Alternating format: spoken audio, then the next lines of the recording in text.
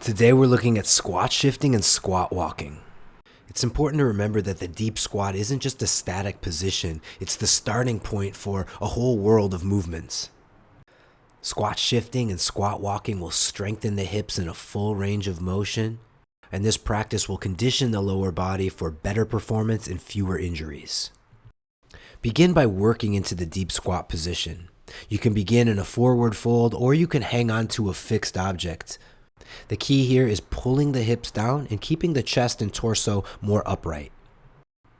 From here, begin shifting your weight and adding little movements. These little movements will help your ankles, knees, and hips slowly start to recover more range of motion and make it more comfortable for you to settle into the deep squat. This may happen in little as a few seconds, or this may take years. It really depends on what your lifestyle habits have been like. In any case, I don't want you to get too hung up on this idea of the perfect flat-footed squat. Work within your current level of mobility and focus on adding these small, subtle movement variations, reaching, rotating, shifting weight from side to side, and these are going to be the actions that will help you slowly create more movement options within this position.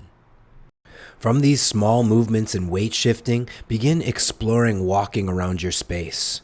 Use your hands in contact with the ground for extra stability. Focus on repositioning your feet, accessing all planes, and again, focusing on balance and smooth, coordinated movement.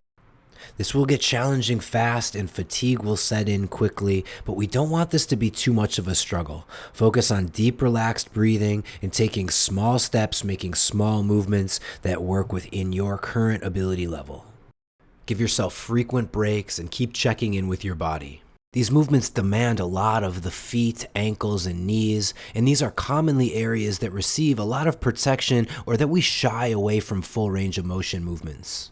If you spend a lot of time in shoes, your feet may not be used to articulating like this, and your knees may not be used to this kind of pressure. Be respectful of the time it's going to take for your body to adapt to performing the deep squat and these movement variations. So consider what it takes to make this action happen. You need to subtly shift your weight over a single foot, a single point of support that frees up the other leg to reposition in space. Each step will require you to balance on the ball of your foot while you take the next step. In order to keep the balance efficient and avoid overstressing the lower body, you'll need to maintain an elongated spine and a braced core. Spending more time in the split squat is a great place to practice. Here, your front foot will be flat on the ground and you'll be on the ball of the back foot. Also spend time in the deep knee bend or toe squat. Here, you'll be in a narrow stance, feet close together, balancing on the balls of both feet. In both cases, you'll want to be actively pushing through your feet, elongating your spine, and bracing your core.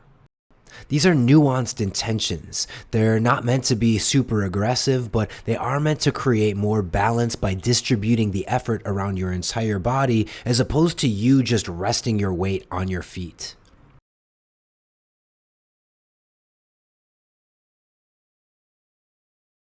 As your strength and mobility grows, you'll be able to take longer steps and work into this variation of squat shifting. As you're building this up, you'll want to give your body as much support as possible.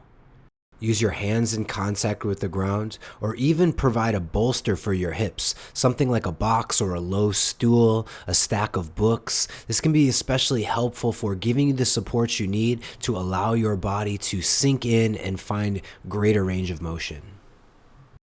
Be mindful of the leg you're shifting away from. Notice how I'm keeping my foot flat to the ground? You can also come up to the heel. The big thing is keeping the leg externally rotated in the hip socket. Be mindful to not collapse to the inner edge of the foot or allow the knee to fall inward.